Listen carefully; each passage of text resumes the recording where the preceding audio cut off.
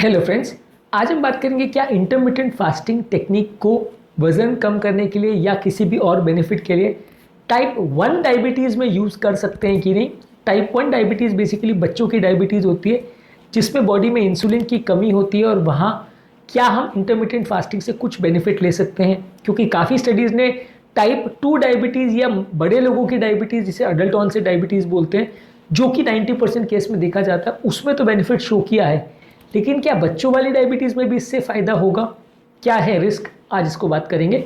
Topic पर जाने से पहले जो लोग हमारे चैनल पर नए हैं उन्हें रिक्वेस्ट करूँगा कि वीडियोस को लाइक करें, रेगुलरली वॉच करें, सब्सक्राइब करें, फॉलो करें और पॉसिबल हो तो शेयर भी करें। यूजली टाइप 1 डायबिटीज़ एक ऐसा स्टेट है जिसमें बॉडी में इंसुलिन किसी कारणवश कम बन पाता है, और कम इंसुलिन होने की वजह से बॉडी में इंसुलिन डिफिशिएंसी होती है, जिससे इनको प्रॉब्लम्स होती है और ज़्यादा इंसुलिन ऊपर से उनको देना पड़ता है। यही कारण है कि टाइप 1 डायबिटीज़ में ज़्यादातर इंसुलिन बनाने वाली मेडिसिन भी उतना प्रयोग नहीं की जाती है, वो ज़्यादातर मेडिसिन भी उपयोगी नहीं होती है, क्योंकि बॉडी में इंसुलिन बनता ही कम है। इसलिए शरीर में हाइपो इंसुलिनीमिया की कंडीशन होती है, जिसके लिए हमको बाहर से इंसुलिन लेना पड़ता है। इसलिए ज़्यादातर टाइप 1 डायबिटीज़ में बाहर से इंसुलिन लेना ज़रूरी है, और ये कॉमनली देखा गया है कि ज़्यादातर टाइप 1 डायबिटीज़ वाले बच्चे दुबले पतले ही होते हैं, ज़्यादातर क्योंकि बॉडी में इंसुलिन कमी होता है, और इंसुलिन मोटा करने वाला हार्मोन है बॉडी में। तो क्योंकि इंसुलिन कम होता है तो ज़्यादातर ये बच्चे जिनको इंसुलिन की कमी होती है वो अपने आप में ही दुबले पतले होते हैं। इसीलिए ज़्यादातर इंटरमिटेंट फास्टिंग टेक्निक को टाइप 1 डायबिटीज़ में उतना उपयोगी नहीं पाया गया है, क्योंकि मेन इसका फ़ायदा है वज़न कम करना। अब वैसे ही किसी का वज़न कम है तो फ़ायदा नहीं होगा। दूसरा इसका फ़ायदा है कि जहाँ इंसुलिन रेजिस्टेंस है वो रेजिस्टेंस को कम करेगा, और जहाँ एक्सेस इंसुलिन है वो इंसुलिन को कम करेगा। या ऑलरेडी ही कम इंसुलिन है तो फ़ायदा होने के चांस कम, उल्टा नुकसान होने के चांस ज़्यादा हो सकते हैं कि ज़्यादा इंसुलिन कम हो गया तो बॉडी कीटो एसिडोसिस में जा सकती है, जो कि नुकसानदायक हो सकता है। तो इसलिए टाइप 1 डायबिटीज़ में ज़्यादातर इंटरमिटेंट फास्टिंग टेक्निक रिकमेंडेड नहीं है। फ़ायदा होने के बदले आपको उल्टा नुकसान भी हो सकता है। अगर करना चाहें तो थोड़ा बहुत बेनिफिट हो सकता है, खासकर उन लोग को जिनको लेट ऑनसेट डायबिटीज़ हुआ हो, और खासकर जिनका वज़न भी अगर साथ में ज़्यादा हो तो वो कर सकते हैं वज़न कम करने के हिसाब से। लेकिन सावधानियां बहुत ज़्यादा रखनी पड़ेगी, और अगर प्योर टाइप 1 डायबिटीज़ है जिसमें बॉडी में इंसुलिन काफ़ी कम है तो उतना ज़्यादा सक्सेसफुल ये टेक्निक उस फेज़ में नहीं हो पाएगी। आपको उतना बेनिफिट्स नहीं मिलेगा, वज़न भी उतना ईजिली कम नहीं होगा जितना बाकी टाइप 2 डायबिटिक्स में होता है। यदि कोई व्यक्ति का वज़न ज़्यादा है और टाइप 1 डायबिटीज़ है तो अगर उसको करना है फास्टिंग तो ध्यान रखना पड़ेगा कि हाइपोग्लाइसीमिया ना हो, क्योंकि बॉडी में ऑलरेडी इंसुलिन की कमी है और आप ऊपर से खाना नहीं खा रहे हो, या बाहर से अगर आपने साथ में इंसुलिन दे दिया तो सडनली शुगर लेवल कम हो सकते हैं। तो आपको दवाइयों के डोज को एडजस्ट करना पड़ेगा। दवाइयों को ऐसे टाइम पर ज़्यादा लेना पड़ेगा जब बॉडी में शुगर्स थोड़े हो, या जब आप खाना खा रहे हो उस टाइम पे, जो फीडिंग विंडो है उस टाइम पे आप इंसुलिन लोगे तो फ़ायदा होगा।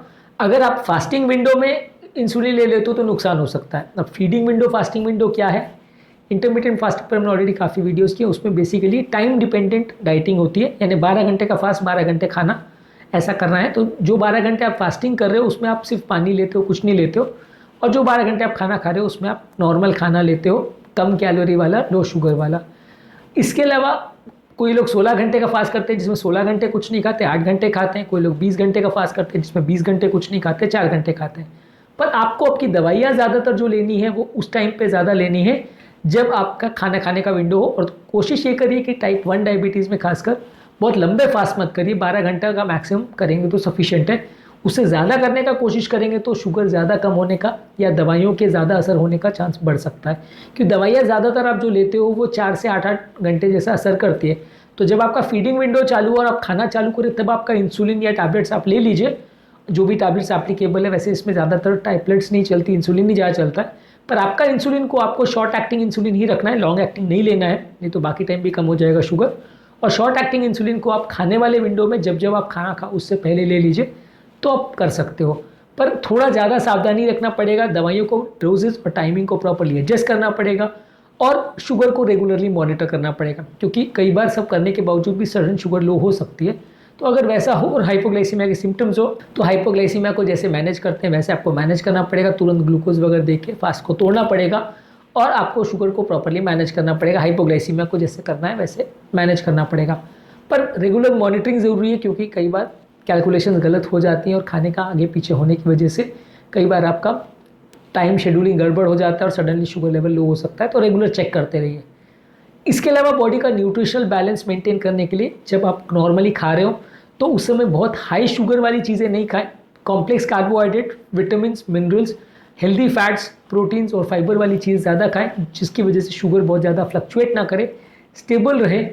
और बीच बीच में कीटोन बॉडीज़ को भी चेक करते रहें, क्योंकि ज़्यादा देर तक फास्ट करने की वजह से कई बार बॉडी में कीटोन बॉडीज़ ज़्यादा बन सकते हैं, और कीटोन बॉडीज़ यदि 5 मिलीमोल से ज़्यादा बन रहे हैं तो डेंजरस हो सकता है। तो वैसे केस में दाखिल करने की ज़रूरत भी पड़ सकती है। तो कितने कीटोन बॉडीज़ बन रहे हैं, अगर पॉसिबल है तो यूरिन स्टिक द्वारा या ब्लड टेस्ट द्वारा आप इसको चेक कर सकते हैं। कीटोन बॉडीज़ को कैसे चेक करते हैं, उसकी नॉर्मल वैल्यूज़ क्या होती है, और कीटोन डाइट या फास्टिंग के दौरान कितनी वैल्यूज़ होनी चाहिए, उस पर हमने ऑलरेडी एक सेपरेट वीडियो किया जो कि आप मेरे चैनल पर देख सकते हैं। तो बेसिकली आपको कोशिश ये करनी है कि आपको लॉन्ग फास्ट नहीं करना है, शॉर्ट फास्ट करना है, और क्या खा रहे हैं उस पर फोकस करना है, दवाइयाँ किस तरह से ले रहे हैं उस तरह पे फोकस करना है, और कीटोन बॉडीज़ बहुत ज़्यादा तो नहीं बन रही है इस पर भी फोकस करना है। टाइप 1 डायबिटीज़ में मान के चलिए प्रैक्टिकली ये उतना ज़्यादा यूज़फुल नहीं होगा, तो इसलिए सोच समझ के डॉक्टर के साथ डिस्कस करके ज़रूरी हो तो ही इसको अडॉप्ट करें, नहीं तो नहीं। टाइप 2 डायबिटीज़ में तो डेफिनेटली आप इसको यूज़ कर सकते हो, डॉक्टर के साथ डिस्कस करके प्लान आउट कर सकते हो। उसमें तो आपको पक्का ही फ़ायदा होगा, क्योंकि ज़्यादातर पेशेंट्स का वज़न ज़्यादा होता है और ज़्यादातर पेशेंट्स का इंसुलिन बॉडी में एक्सेस होता है। तो टाइप 2 डायबिटीज़ में बाय डेफिनेशन ही आप इसको ईजिली यूज़ कर सकते हो, बस ये कि दवाओं को थोड़ा एडजस्ट करना पड़ेगा। टाइप 1 डायबिटीज़ में सोच समझ के, देख के, डॉक्टर के साथ डिस्कस करके, और वो अलाउ करें, किसी एक्सपर्ट की गाइडेंस में ही करें तो ही अच्छा है। किसी ऐसे डॉक्टर की गाइडेंस में किया जिनको खुद ही इसके बारे में ज़्यादा नॉलेज नहीं है, तो फिर प्रॉब्लम्स हो सकती है, रिस्क बढ़ सकता है, लॉन्ग टर्म इश्यूज़ हो सकते हैं। तो आप थोड़ा ध्यान से सोच के, पूछ के फिर ही करें तो ज़्यादा अच्छा है। उम्मीद करूँगा कि आज के टॉपिक में कुछ नई बातें जानने को मिली होगी।